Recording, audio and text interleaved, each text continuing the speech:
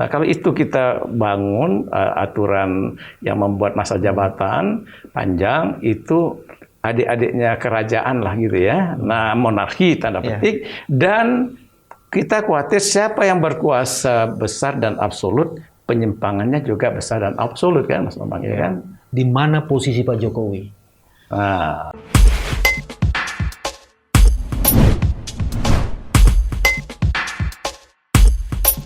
Bismillahirrahmanirrahim. Assalamualaikum warahmatullahi wabarakatuh. Waalaikumsalam. Sahabat-sahabat, teman-teman, hari ini kita akan mengulik satu tema yang keren. Seolah-olah tidak bermasalah tema itu, tapi ada banyak mengandung problematik dan isu mengenai korupsi dan macam-macam itu ada di situ, selain juga isu-isu yang lainnya. Hari ini hadir bersama saya Profesor Jo Hermansyah Johan. Ya, panggilannya Profesor Jo. Ya, Jo aja. Jo. Abang anak muda banget, Prof. Anak Jo. Call me just Jo. Call me just Jo. Iya. Prof. Jo sehat? Alhamdulillah. Sehat dan waras lah. Berarti kata kuncinya udah ketemu. Udah dapat ya kan. Sebab banyak orang sehat tapi nggak waras. Betul, dan kita selalu harus optimis ya. Ya, betul. Di tengah situasi yang sangat dilematis dan kadang-kadang mencekam, mencekat, dan bisa mengharu-birukan. Prof. Jo, teman-teman, sebelum lanjut nih, Prof. Jo ini adalah guru besar ilmu pemerintahan, IPDN, praktisi pemerintahan, dan pernah menjadi Dirjen Otda 2010-2014. Jadi kalau diskusi mengenai desa yang sekarang sedang dikepung korupsi, kira-kira cocok lah di situ ya. Ada tulisan yang dibuat oleh Profesor Jo, Jalan Ganjil Revisi Undang-Undang Desa. Itu tulisan yang menarik sekali dan memprovokasi pikiran-pikiran. Dan kita tahu baru saja 25 Januari 2015 aparat desa 2023 maaf. 25 Januari 2023 aparat desa, kepala desa dan struktur aparatnya itu melakukan demo. Iya, betul. Menuntut perpanjangan masa jabatan dan di sebagiannya menyatakan tanpa periodisasi. Jadi kerajaan desa akan dibuat. Berubah dong ya. Dari demokrasi desa jadi ini ke model ada lagi monarki. Iya, monarki gitu. Apakah ini sesuai dengan reformasi? Itu pertanyaan besar. Tapi yang paling menarik dari perspektif saya, Prof. Jo, masa jabatan yang tak terkontrol itu potensial menciptakan fraud dan korupsi di ujungnya. Betul. Dan yang paling menarik kalau masuk di situ, data yang dikeluarkan oleh KPK itu ternyata sekarang korupsi yang paling banyak itu justru terjadi di desa. Banyaknya ya, bukan soal jumlah. Jadi soal jumlah, kuantitinya itu banyak. Ada sekitar 600-an lebih kasus dan ada sekitar hampir 700 kades terseret kasus korupsi. Ada jumlahnya tepatnya 686. Dan itu angkanya juga cukup gede. Jadi itu sangat mengerikan sekali. Jadi kalau mau merespon situasi itu sebelum bahas mengenai revisi yang ganjil, apa respon Prof. Jo? Saya kira kalau kasus kepala desa yang kena kena persoalan korupsi dengan keadaan yang sekarang, di mana dia mengelola dana besar, kurang lebih 1 T itu yang dana bantuan desa dari pemerintah pusat, plus ada lagi nanti Mas Bebe yang datang dari bantuan pemerintah kabupaten, itu ADD namanya, alokasi dana desa juga diberikan kepada desa-desa, bisa 200 juta, 300 juta. Lalu juga nanti ada provinsi yang juga mengalokasikan bantuan keuangan kepada desa. Ya bisa 1,5 atau 2 M tuh desa itu mengelola uang. Per desa? Iya. Padahal kita sekarang punya berapa banyak desa, Prof? Sekitar hampir 80.000 lah sebetulnya ya. Kalau pakai, ini data kan berkembang, tapi catatan yang terakhir itu sih 74 ribuan. Tapi itu bisa sampai hampir 80.000 lah kurang lebih se-Indonesia. Itu jumlah yang besar. Nah, kalau catatannya Pak Jo di dalam tulisannya 74.961 desa. Itu data resmi Dagri. Jadi kita pakai data itu aja. Jadi kalau desa dikelola oleh kepala desa dengan uang besar, sementara kompetensi kepala daerah terbatas, kemampuan mengelola keuangan daerah, dalam hal ini keuangan desa, manajemen keuangan desa. Kemudian juga tidak ada staf yang cukup punya kapasitas membantu kepala desa ya, bendaharawan desa yang baik misalnya, kemudian sekretaris desa yang punya kemampuan tata kelola keuangan. Nah kalau itu nggak ada, kepala desanya sudah tidak punya kemampuan karena dia dipilih kan. Jadi kalau dipilih kan sangat terbuka rekrutmennya. Plus kemudian yang menjaga kepala desa itu tidak ada sekretaris desa yang punya kompetensi seperti aparatur sipil negara gitu ya. Nah kemudian juga orang yang ngurusin keuangan desa, bendahara desa itu yang angkat kepala desa aja. Nah, bisa dibayangkan tuh kalau kayak gitu suka-sukanya kepala desa ngelola, sehingga dengan demikian potensi korupsinya kalau dia tidak diawasi dengan baik ya, pengawasan kan juga lemah. Siapa yang ngawasi kepala desa? Bupati. Kuat bupati ngawasin, nggak bisa. Camat kecenderungannya juga di mata kepala desa kurang direspek. Iya, karena kepala desa itu lebih menghargai bupati. Camat itu kan perangkatnya bupati, OPD namanya, perangkat daerah lah, perangkatnya Pak Bupati. Nah itu menjadi lemah pengawasan, kemudian powernya besar dalam mengelola dana desa, kemudian satu lagi lemah orang yang membantunya, staf sekretariat desa. Nah lalu dengan keadaan semacam itu, saya tidak terlalu tercengang dengan kasus-kasus yang timbul menimpa kepala desa. Itu Mas Amang. Kalau menggunakan pendekatannya Robert Klitgaard, di mana ada monopoli plus discretion minus accountability, ini terjadi sebenarnya di desa hari ini. Existing happen. Dana yang gede luar biasa dari pemerintah pusat, dari provinsi dan dari bupati satu itu. Kompetensi yang terbatas, terus sistem yang check and balance-nya tidak ada, sehingga kemudian itu sebabnya korupsi merajalela. Betul. Dengan korupsi merajalela, sekarang mau pakai jargon membangun Indonesia dari desa atau melalui desa, itu tulisan Rob Jo bilang itu kosong melompong itu. Dan sangat mengerikan. Betul. Jadi membangun Indonesia dari desa, hari ini desanya korup. Itu dia. Mau membangun Indonesia yang korup dari desa yang korup, itu kan mengerikan. Jadi saya lihat itu jargon yang salah lah ya, keliru, karena nggak mungkin kita membangun Indonesia dari desa dengan kondisional desa yang dengan kondisi tadi. Desa yang seperti ini. Nah, yang kedua, tidak juga bisa kita membangun desa kalau desa nggak punya wewenang. Nah, kunci membangun itu adalah kewenangan. Kalau ada wewenang, ada kelembagaan, ada dana, ada birokrasi yang bisa membantu dia untuk menjalankan kewenangan. Saya beri contoh Mas Bambang ya. Kita misalnya membangun Indonesia dari daerah nih dengan otonomi daerah. Maka pemerintah pusat mentransfer sebagian kewenangan kepada pemerintah daerah. Dengan kewenangan yang dimiliki, bidang pendidikan, bidang kesehatan, industri, perdagangan, pariwisata, dan sebagainya, 32 urusan pemerintahan, menggeliatlah desa, menggeliat daerah maksud saya. Menggeliat dia, berbasis kewenangan, maka baru kita bisa mengatakan membangun Indonesia dengan melalui daerah. Tapi kalau tanpa kewenangan, desa itu kan tidak diturun-turunkan kewenangan kepada dia. Dia kewenangannya adalah kewenangan berbasis hak asal-usul, namanya otonomi asli.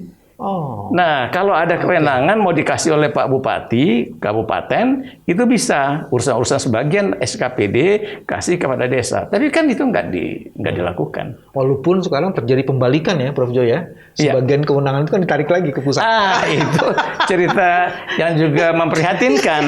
Karena kalau kita otonomi daerah kita tarik kewenangan, itu kita sama dengan membuat tak berdayanya otonomi daerah. Nah, makanya saya sering ketemu dengan teman-teman kepala daerah, ini selalu dengan sinis mereka mengatakan kepada saya, ini Prof. Jo, otonomi daerah masih ada nih. Nah, itu apa masih perlu dirjen di sini? Itu dia sangat kita cemaskan, khawatirkan.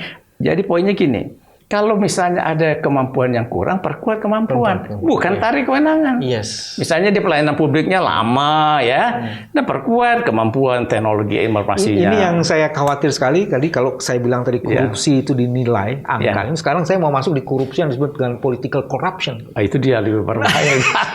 Dalam political corruption itu, kalau kecenderungan otonomi yang 30 kewenangan pemerintah daerah itu diberikan sekarang dicabut lagi.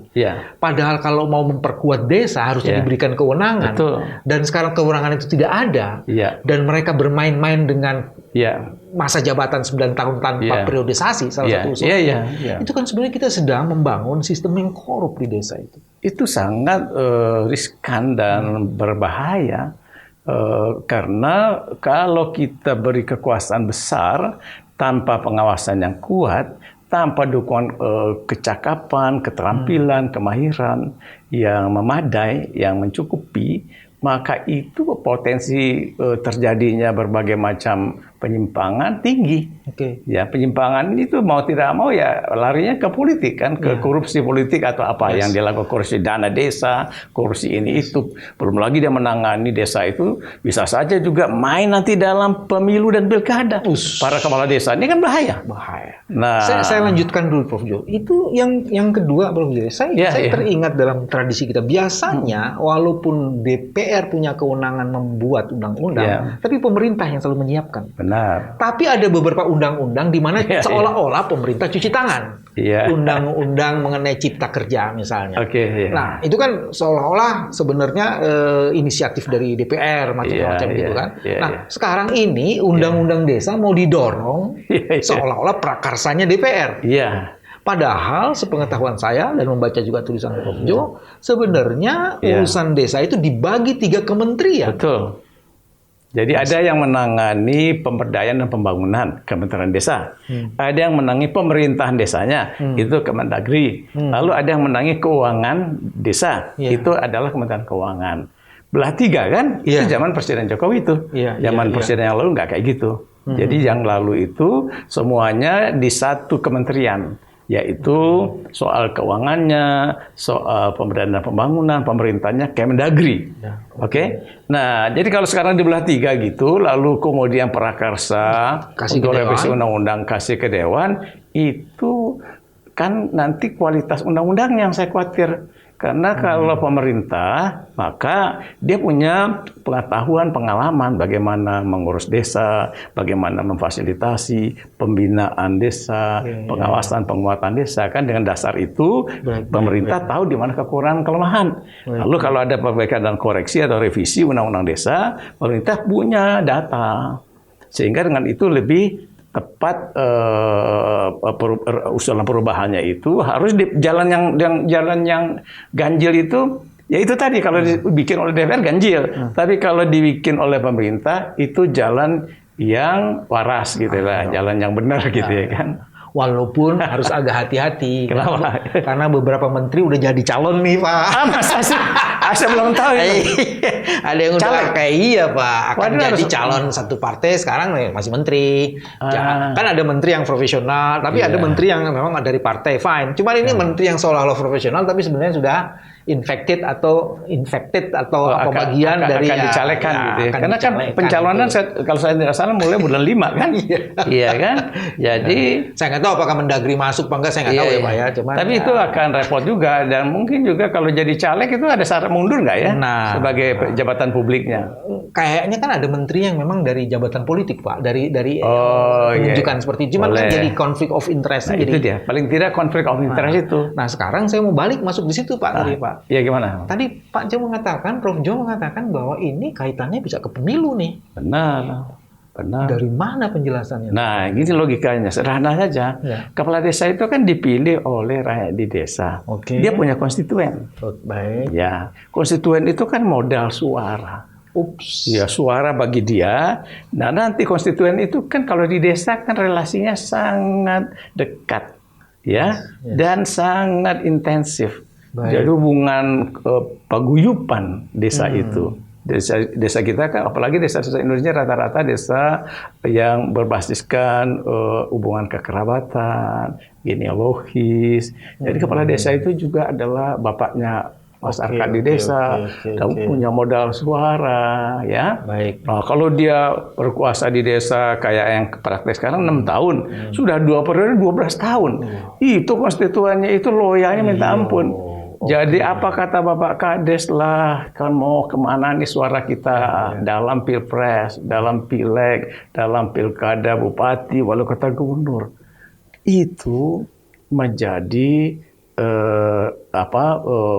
potensi yang kita khawatirkan kalau terjadi fraud dalam pemilihan kita. Ya, seluruh model itu pemilihan apapun. Siapa menguasai desa, dia menguasai suara kalau gitu. Nah, ya tentu juga dia pakai duit juga sih. Nah, ini saya mau kaitkan, Pak. Duitnya banyak, Pak, dari datang. Iya. Duitnya banyak, tuh dengan uang, capital yang ada, terus dia dengan keguyuban itu dia bisa menguasai suara di situ. Tapi ada lagi, Pak. Masyarakat itu memang bisa dikendalikan karena hari ini, Pak. Kalau angka itu kemiskinan masih luar biasa, Pak.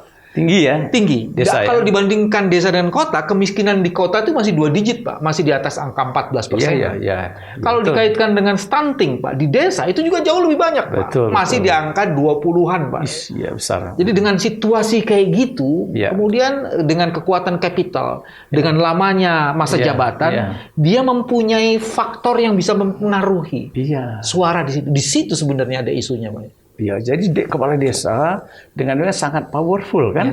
Ya, karena tadi posisi-posisi yang kuat dari segi kekuasaan, dari segi dana, dan kemudian tadi dari sosial kultural juga ya di masyarakat desa yang paguyuban itu, tambah lagi dengan problem masyarakat desa yang yang rentan, jadi masih banyak yang miskin, masih kena kasus stunting, itu kan orang-orang seperti itu dengan mudah bisa dikontrol oleh kepala desa.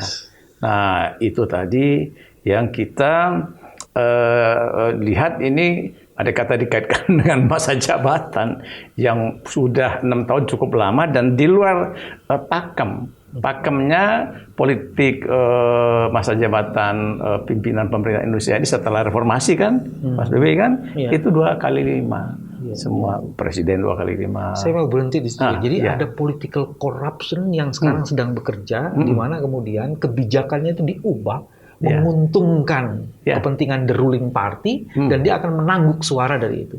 Nah, sekarang tadi ngomong ke periode, Pak, periode waktu ini, Pak. Di Undang-Undang 579 kan di era Soeharto itu sebenarnya ada masa jabatan, Pak, 8 tahun, Pak, betul, 2 kali. Terus ada lagi kan, Pak, di 32 2004 itu kan 2 kali 6 tahun, tapi 2 kali. 2 kali. Terus di Undang-Undang 2299 juga ada jabatan paling lama 10 tahun. Iya, 2 kali 5. Ini ada yang minta 9 tahun tanpa periodisasi. Itu betul-betul keluar dari pakem politik hukum masa jabatan kepala pemerintahan Indonesia lah ya. Kita kan mau membangun Indonesia modern. Indonesia modern itu tidak hanya negara, tidak hanya daerah, tapi juga desa. Kita juga mau desa modern kan, desa yang maju, desa yang berteknologi informasi, pelayanan publiknya cepat. Nah, kalau pemerintahannya, demokrasinya kita kebiri dengan mengasih masa jabatan tak terbatas itu, kalau 3/9 tak terbatas, tinggi 27 tahun. Kalau misalnya dicabut pula periodisasi seumur hidup, ya itu berarti kita balik tidak lagi menjadi demokrasi yang modern di desa, tapi membuat demokrasi mati di desa. Ya. Itu yang Pak Jo, Prof Jo menggunakan government by Dewan. Ah, itu dia, iya. Memang itu monarki sebetulnya. Monarki sebetulnya. Nah, kalau itu kita bangun aturan yang membuat masa jabatan panjang, itu adik-adiknya kerajaan lah gitu ya. Nah, monarki tanda petik. Dan kita khawatir siapa yang berkuasa besar dan absolut, penyimpangannya juga besar dan absolut kan, Mas Bambang ya kan? Di mana posisi Pak Jokowi? Nah, kan dalam satu pemberitaan tuh, Pak, sekarang tuh ada klaim. Ini sudah disetujui oleh Presiden Jokowi. Iya gitu ya. Ada satu acara di berita TV gitu ada klaim. Ini sudah disetujui dan tidak pernah ada bantahan secara resmi. Iya. Mengenai klaim itu. Iya. Dan Prof. Jo juga menulis ya. Betul. Bagaimana urusannya nih Pak Jokowi? Sedang bermain-main atau sedang? Nah, gini kan sebetulnya kalau posisi presiden itu kan dia juga sebagai chief of executive kan, kepala pemerintahan. Kepala pemerintahan itu dia punya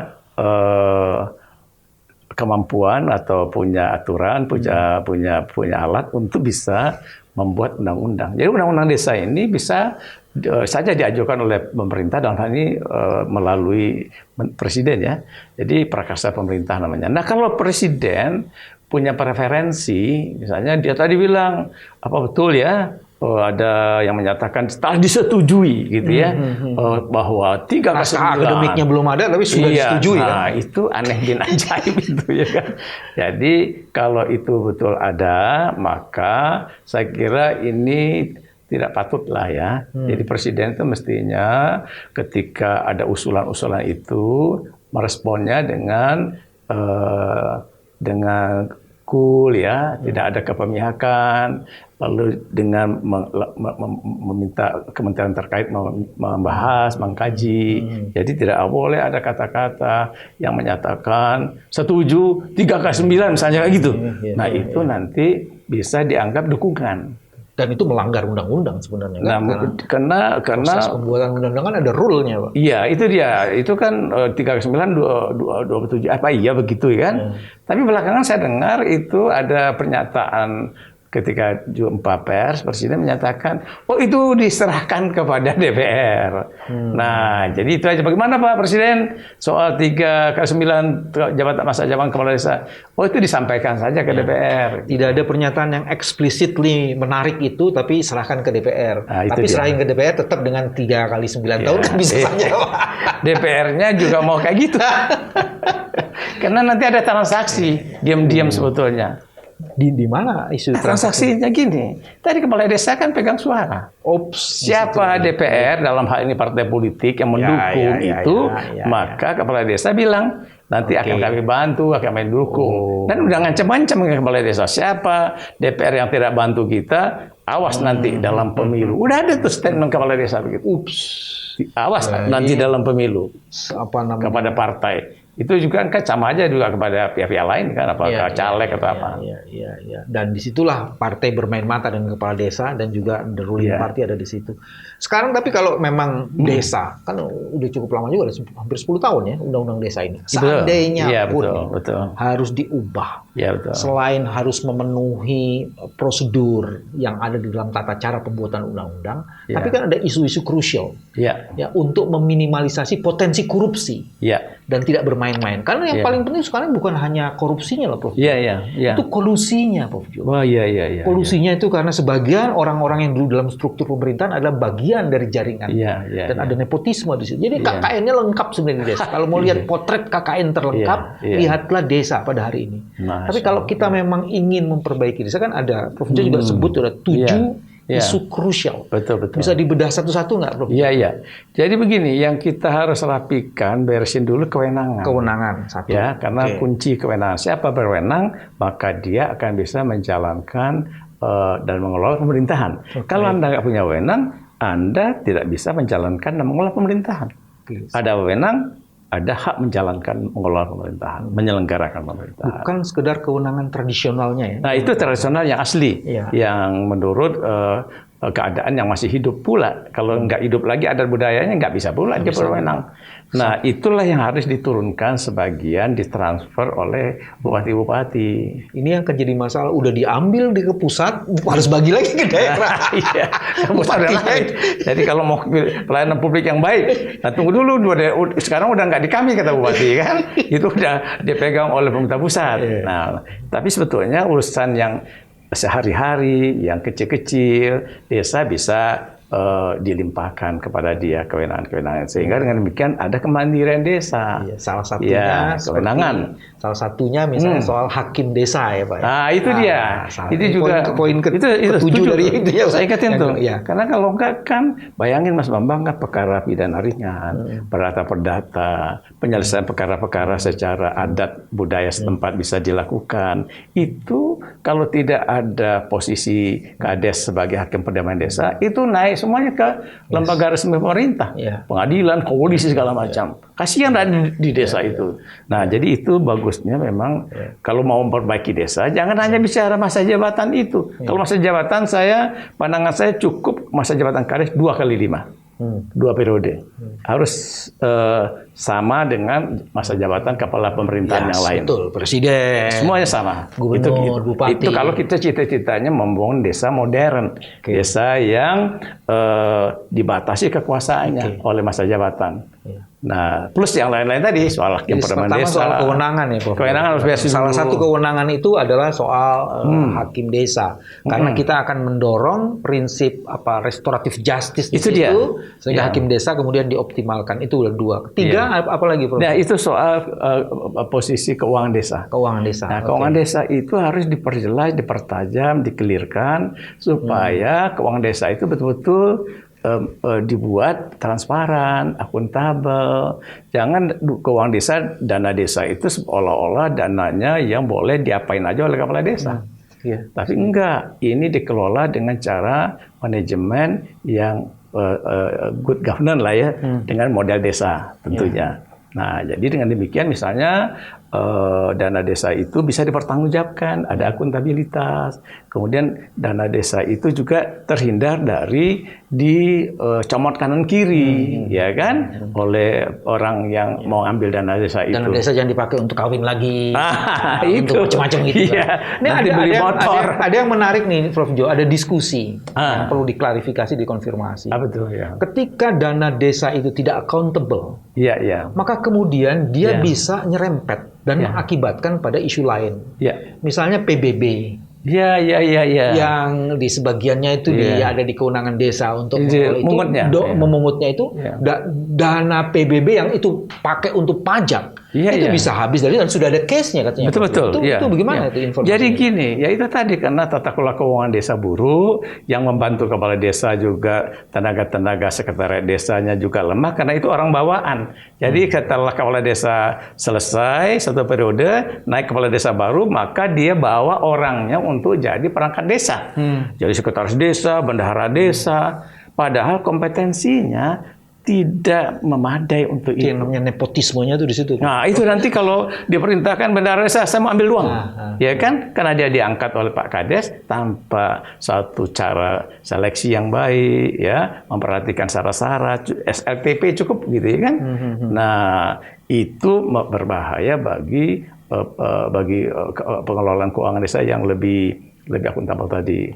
Nah, itu Mas Bambang. Jadi baiknya bagaimana? Nah, itu harus diperkuat itu pengelolaan keuangan desa, dibetulin, kemudian juga perangkatnya dibetulkan, dibuat perangkat desa yang lebih memenuhi syarat kompetensi. Nah, kalau saya sarankan bagusnya juga sekretaris desa itu yang harus orang yang berpengalaman, orang mengerti administrasi. Bayangkan kalau tim sukses jadi sekdes. Nah, kan kacau itu Mas Bambang. Jadi satu tadi kewenangan, kedua juga misalnya hakim desa, terus ketiga keuangan desa, perangkat desa, kelembagaan desa. Kelembagaan desa juga harus kita betulkan. Sekretariat tadi ya, kemampuan perangkat desanya. Itu kira-kira seperti itu. Nah, yang paling penting juga Prof Jo itu soal pemilihan kepala desa. Nah, itu dia. Ada 3 isu di situ, Prof. Iya, betul. Yang pertama itu apa mau dibikin serentak juga. Kayak bupati wali kota. Nah, kalau mau dibikin serentak juga, apa nggak kemudian orang pada apa nggak timbul masalah baru. Satu itu. Terus kedua, kita tahu selama ini kepala desa itu isu serangan fajarnya jauh lebih dahsyat daripada pemilihan ke bupati dan gubernur. Jadi how to control proses pemilihan kepala desa itu juga jadi penting. Betul. Terus yang ketiga dalam pemilihan kepala desa itu kan sistemnya itu, Prof. Kalau kita kan yang pemilihan kepala daerah ini sudah ada sistem yang diinikan. Betul. Nah, kepala desa itu sistem pemilihannya itu gimana itu? Memang udah. Kalau sistem pemilihannya kan dipatok juga. Gaya-gaya bupati, wali kota, gubernur. Pemilihan langsung, 1% 1 vote. Nah, diseragamkan se-Indonesia. Nah, itu juga menurut saya nggak tepat juga sebetulnya. Pemerintah desa ini kan kesatuan masyarakat hukum adat. Mungkin ada tradisi-tradisi memilih pemimpin berdasarkan musyawarah mufakat ya dari para tokoh, para badan perwakilan permusyawaratan desa atau macam-macam. Jadi itu juga menjadi riskan kan. Artinya nilai-nilai yang berlaku di sana harus tunduk kepada nilai yang berlaku secara terpusat, itu sentralistik. Nah, itu kita abaikan. Nah, mungkin juga harus ada kategori. Mungkin ada tradisi desa yang harus kita beri peluang dia memilih pemimpin dengan cara yang berlaku di masyarakat setempat. Nah, yang kedua, pilkada serentak itu apa ya perlu. Kalau pilkada oke lah katanya untuk alasan membuat perencanaan pembangunan lebih sinkron. Ya, sama-sama selesai, sama-sama kita mulai untuk perencanaan pembangunan. Tapi Kades itu nggak ada relevansinya. Hampir 80.000 lah kalau kita hitung-hitung kasar. Mau diserentakkan apa gunanya? Nah, lebih baik 8 tahun atau 9 tahun susah juga kan. 5 tahun, 9 tahun. Repot, ya kan? Nah, bahkan ada untuk membuat serentak di satu kabupaten itu dikosongkan, diangkat PJ kepala desa oleh bupati. Terus apa yang terjadi Mas Bambang? Korupsi lagi. Nah, ini kan Mas Bambang suka isu korupsi nih. Jadi korupsinya gini, PJ Kades itu diangkat dari ASN kan untuk jadi. Karena ini nggak boleh kosong dulu. Kita baru pilkada serentak 6 bulan lagi. Itu rupanya beri suap kepada bupati supaya diangkat jadi PJ Kades. 20 juta, apa udah ada kasusnya dulu tuh bupati yang kena OTT KPK itu. Kemudian nanti setiap 6 bulan atau 3 bulan harus beri upeti kepada bupati. Masya Allah. Nah, itu contoh dampaknya. Oleh karena itu juga yang satu lagi nih Mas Bambang, pilkada serentak itu menjadi biaya beralih. Tadinya pilkades sehari-hari di desa biaya dari masyarakat desa dikumpulkan ke guyup. Ini sekarang dijadiin APBD. Nah, itu nyedot APBD. Satu kabupaten kalau 200-300 desa, pilkadesnya lalu beban lagi APBD.